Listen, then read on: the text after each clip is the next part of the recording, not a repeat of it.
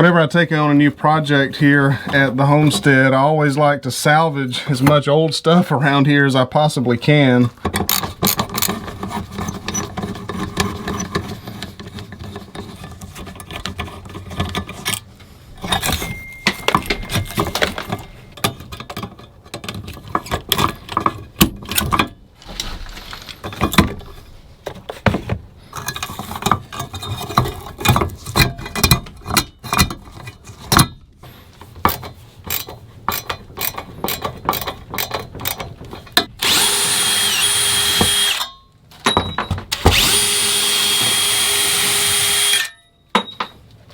It's mostly because I'm cheap, but it just kind of really makes sense. The stuff that you're not using, you need it for something else, take it apart and upcycle it. Isn't that the word they're using now? Upcycling? Looks like some wasps upcycled this box here.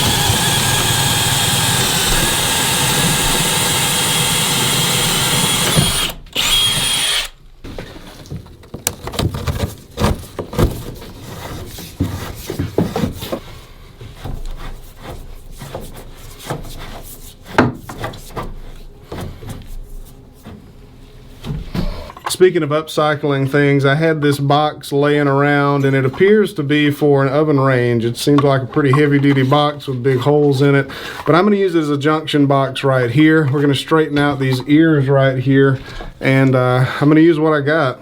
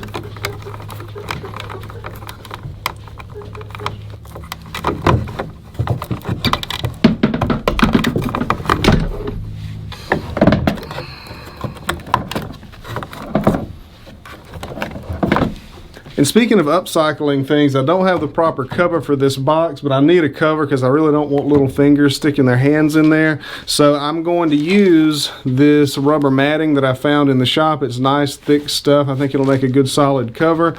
And also some fasteners that came off of, I'm not even sure what this came off of. We bought something that had to be put together, and hopefully these were just the spare parts from that project. So we're going to try to upcycle all of this junk and make a little safe junction box here.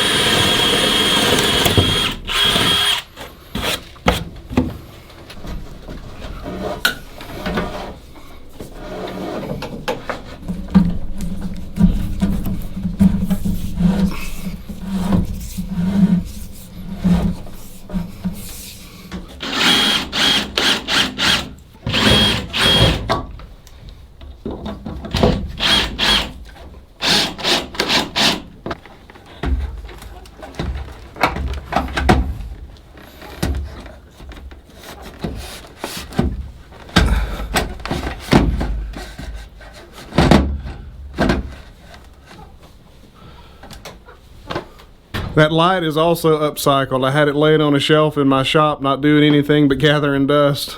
All right, guys, so I spent quite some time. I actually hardwired that light fixture into the main wiring there. So what we're gonna do now is just turn the breaker on and test it out and make sure it's working. What could possibly happen?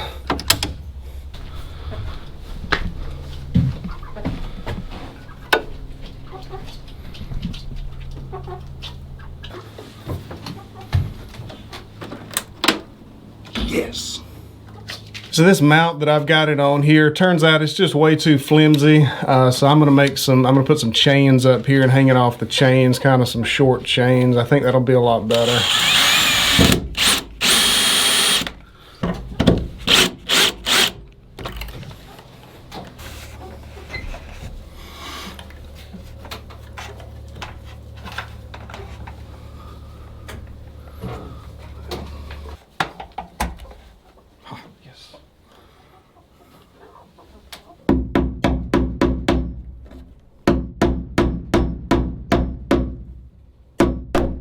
Oh, now it's crooked in the other direction.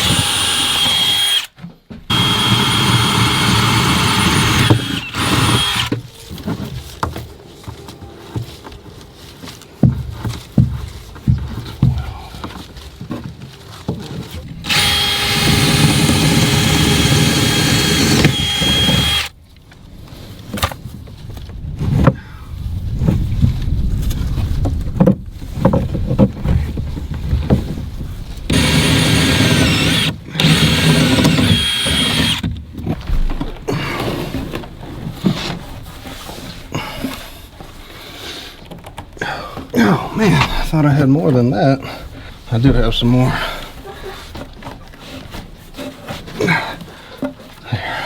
I'm in the middle of an experiment right now on homemade chicken feed, and I'm giving them free choice oyster shell for their calcium, and that's encouraging to see that one getting what she needs there.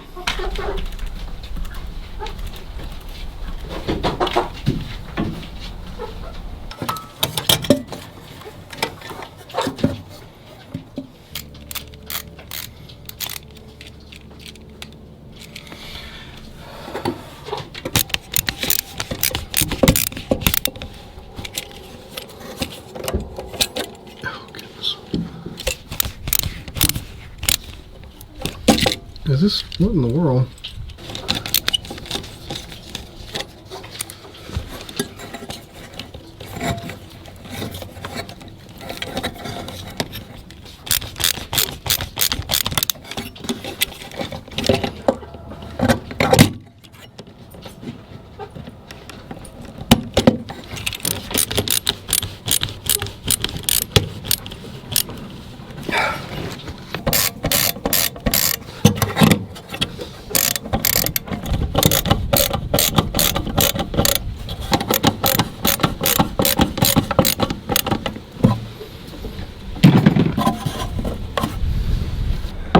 All right, let's go turn the breaker back on and see if my outlet works down there. By the way, I know I'm going to get a lot of comments about Romex connectors, and yeah, I probably should have put some in there, but I didn't. Maybe next time.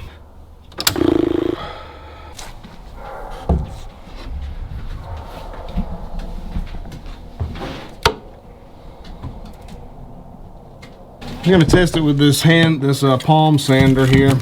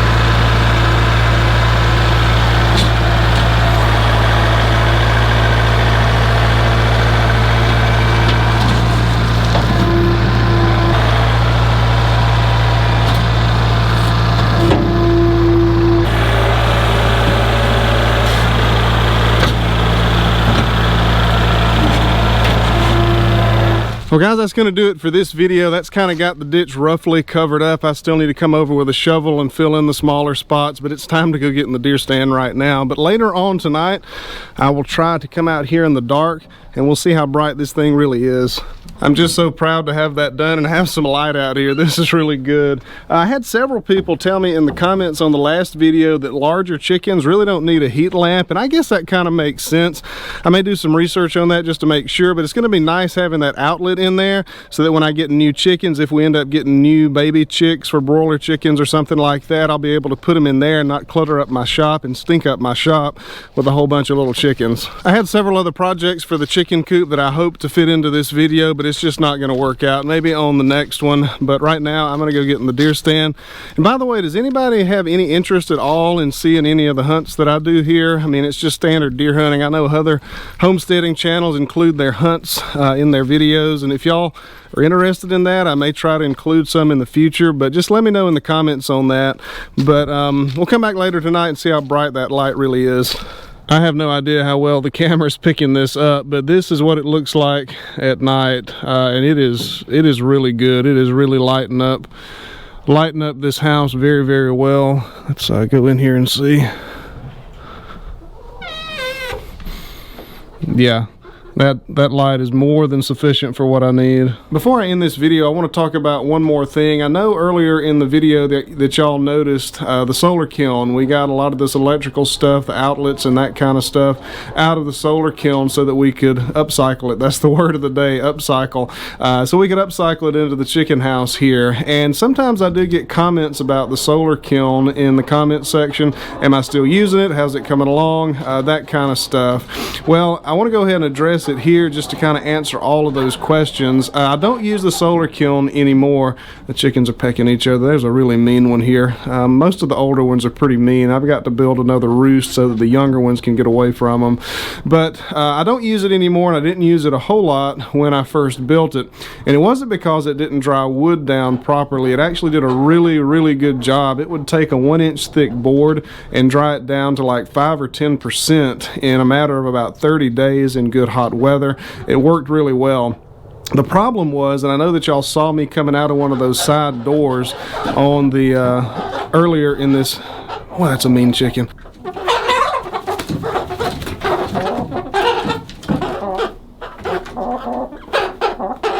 In the next video, we're going to build something to get the young chickens away from the older ones. But I came out of one of those side doors in the solar kiln, and that was the design flaw in the kiln. It dried wood great, but getting wood into and out of the kiln was an absolute backbreaker because you had to lean over, stick boards in there, and then get them out when they were done.